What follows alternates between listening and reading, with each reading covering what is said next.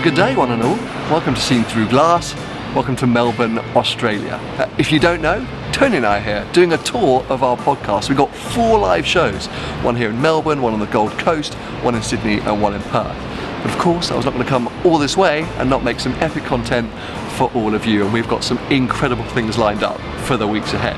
Starting right here, right now, with what we're doing today. But it's been an early start. We arrived in Australia yesterday. We've been pretty jet lagged. I woke up at 4 AM this morning. It's now 6:15. So first things first, let's go get coffee.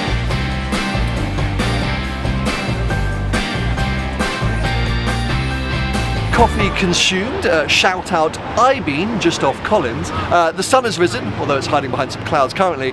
We're standing on a fairly random street corner awaiting our ride for the day. Whilst we're here in Melbourne, we're working with Young Timers Garage, YTG. They're the venue hosting our live event in a couple of days' time. And today, they're taking us a couple of hours outside the city to a racetrack, a place called Winton. To get there, we're driving a fairly special car, but a car that man is not going to like, which makes me like it even more. This is going to be pretty incredible.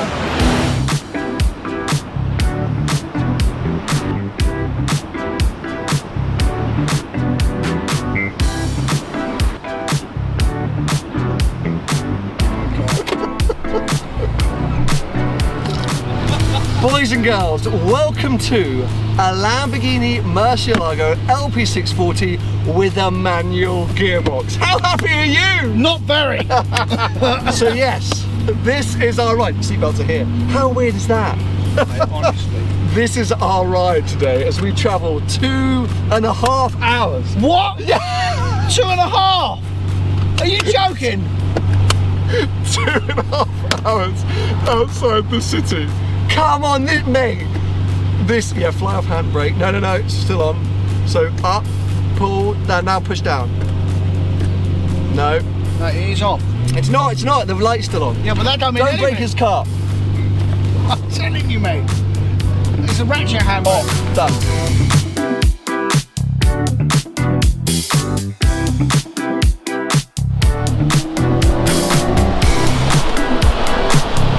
Getting into it now, aren't you? Oh, someone's starting to have a good time. Not really.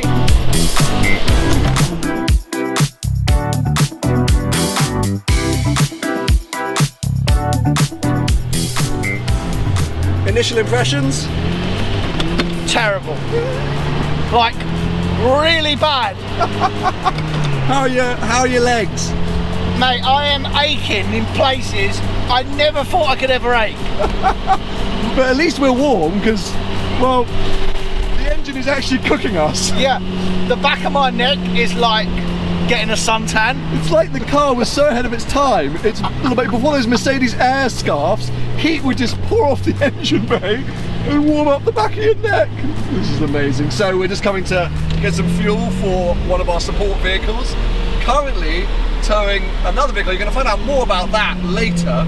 But Tony made the good point that it's probably also here in case this car needs to be towed at any point. Oh, now watch the curbs, mate. Watch the curbs. It's got power steering, this car. Doesn't feel like it. Feels like I got a puncher.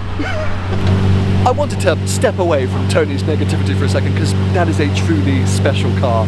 One of 5 right-hand drive manual LP640 roadsters in the world. Finished in that iconic Verde Draco paintwork.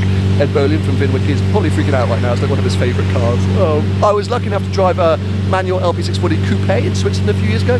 I really enjoyed it. Very different from an E-gear car. Kind of made it more of a GT, but I can tell immediately from the passenger seat, this roadster just lets in so much more emotion. It's so exciting. I cannot wait to get behind the wheel myself a little bit later on, but for now I'm going to continue to enjoy this moment from the passenger seat because it's just hilarious seeing Tony's reaction. Well, now it really feels like we're in Australia. The sun has come out, there's a few flies buzzing around my face, there's some sketchy looking spider webs on the bin behind me. I'm keeping one eye open to make sure a tarantula doesn't crawl out and try to eat me. But anyways, you might be able to hear from the sounds behind me, we've arrived at Winton Raceway. Now we're not here to thrash the LP640 on track, as fun as that might be. We've actually come all this way to get behind the wheel of a Hyper Racer X1. It's an Australian made, well, I was going to say track toy, but it's so much more than that.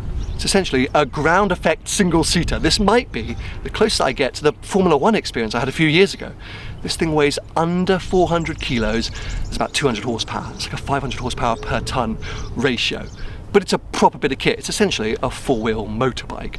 It's a little bit complicated to drive. We've just had our briefing and it was a tiny bit overwhelming, but Tony and I are super excited. You know, at the best of times, we're very competitive and we're about to go out on track at the same time in these little things, so God knows what's going to happen. I'm sure at some point we're going to come up with some kind of competition, but yeah, we've got 2 sessions to figure out the cars and then our adventures will continue with the LP640, so wish us luck, people.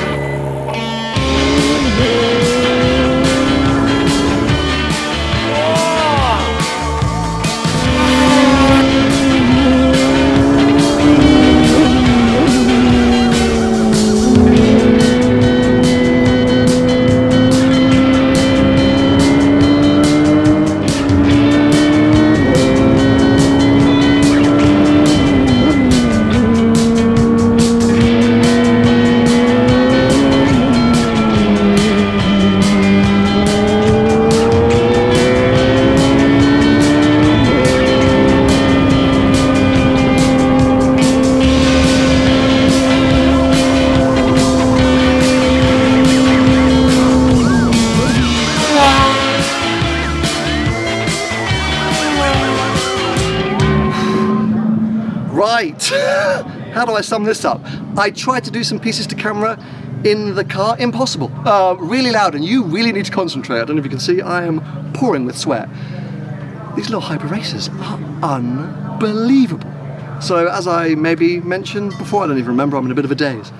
Not easy to drive, really not easy to drive, mainly because of the sequential box. Essentially, you still have to blip the throttle on downshifts, very little, and lift off the throttle on upshifts. It's almost a bit like a 360 Challenge Stradale or an early F1 gearbox on a Ferrari. But there's obviously no clutch, so it takes some used to going into a corner hard on the brakes, late as you can, and then blipping the throttle as you're bashing the gears. So that takes a while to get used to. Then the ground effect. Oh my God, the car has so much grip, so the faster you go, the better it gets. Oh, we did 2 sessions, I don't know, 10 or 15 laps each. Absolutely. I want one, like I actually want to buy one. They're available in the UK, and the best thing, which I haven't even told you yet, like well under 100 grand. Like, I think it's 100,000 Aussie dollars.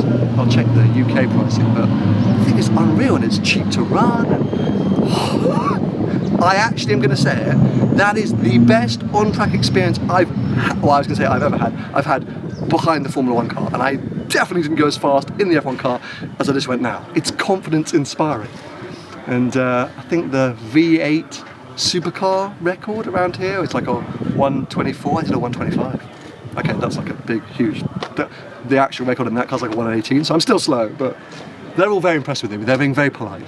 Anyway, I'm going to go and grab now Dean from Hyper Racers just to kind of talk through what this thing is, because, well, I've undersold it and my expectations were very low.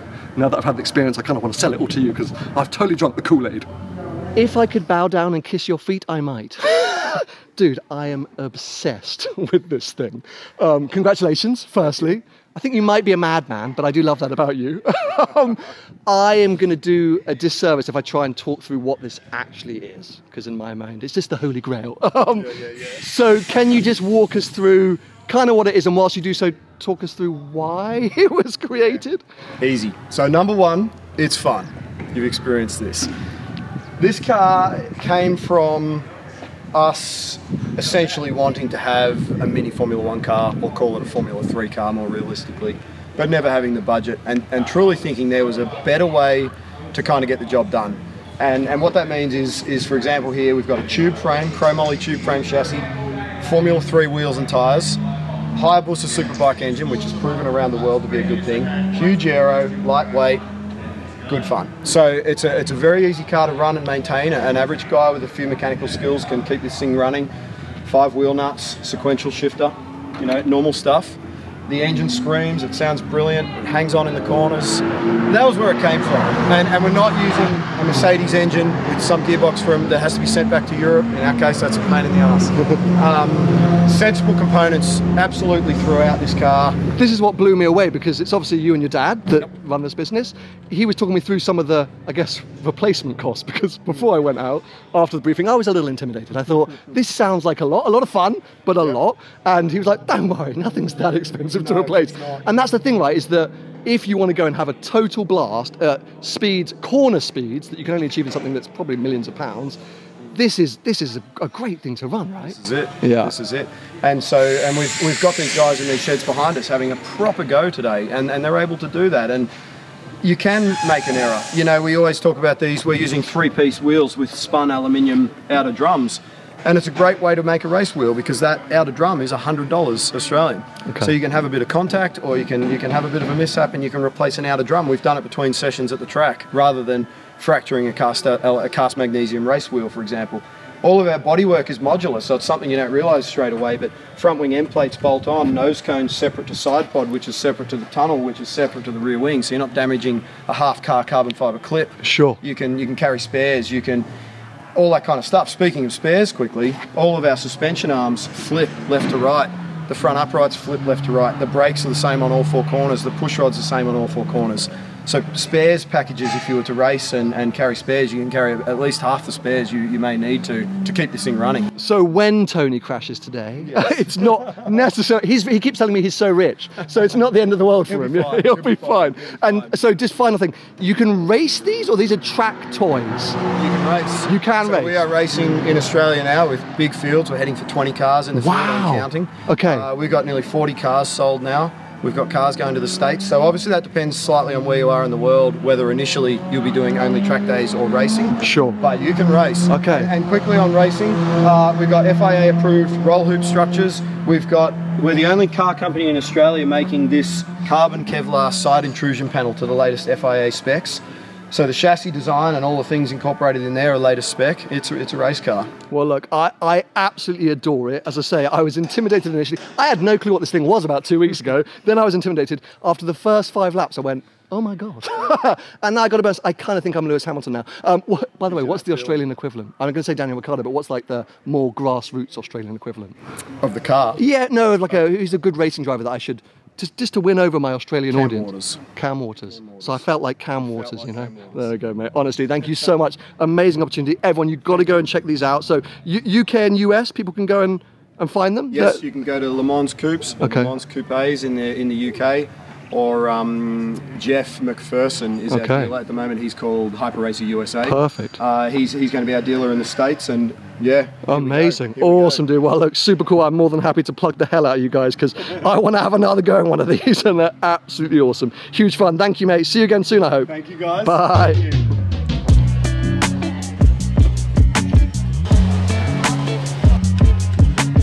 Right, we've come 5 minutes down the road to Binilla.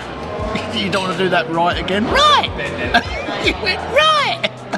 Don't do that again. Right. That's better. Right, we've come 5 minutes down. I'm always trying to outdo me. Luckily, you didn't outdo me on track. He didn't.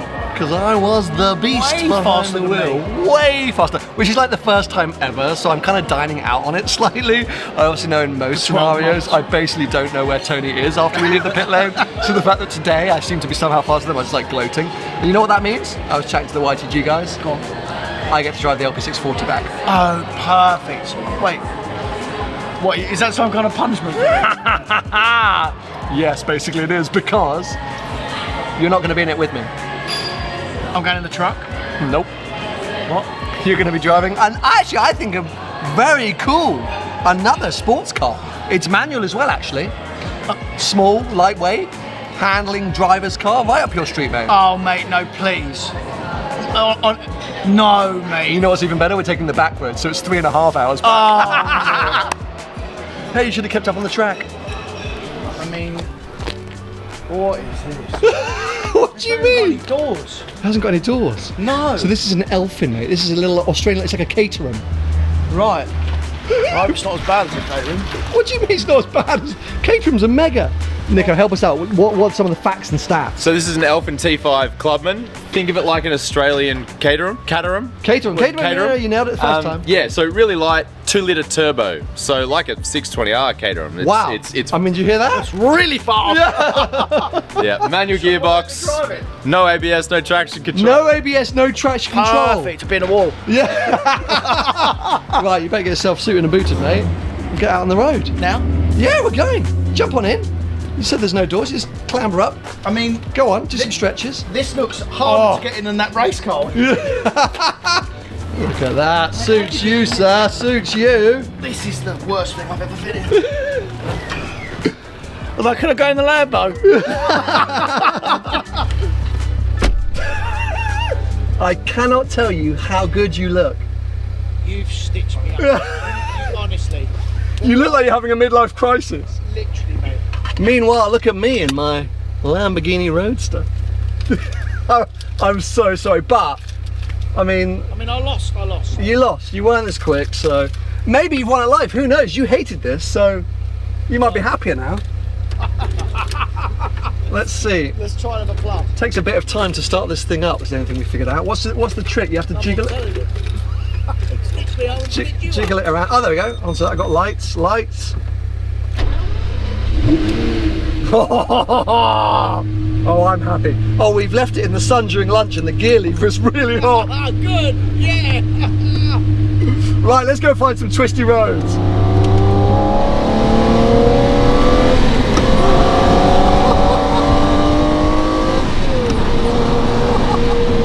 I'd forgotten how much I like Australia.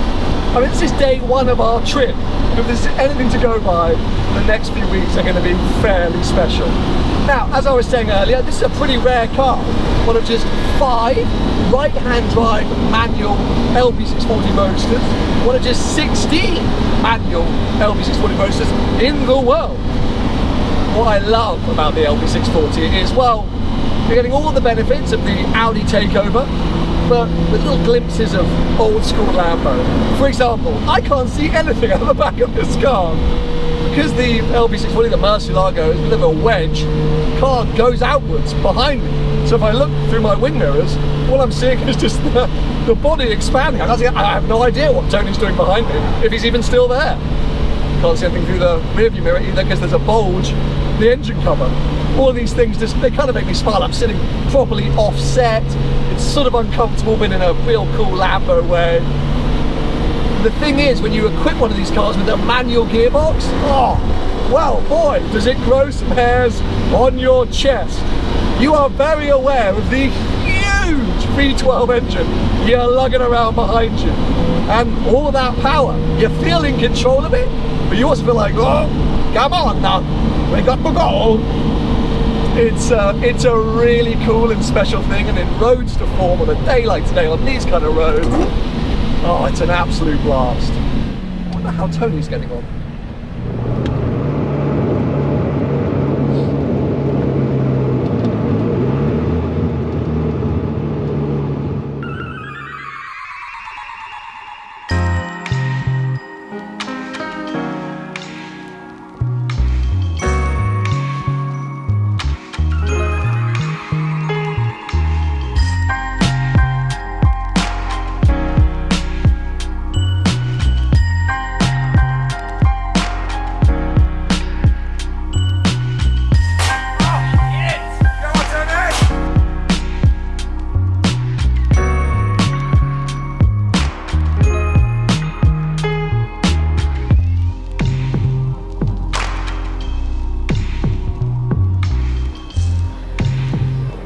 I mean, as you all know, I already drink a lot of coffee, but I think my intake is going to increase over the next few weeks because we are doing so much.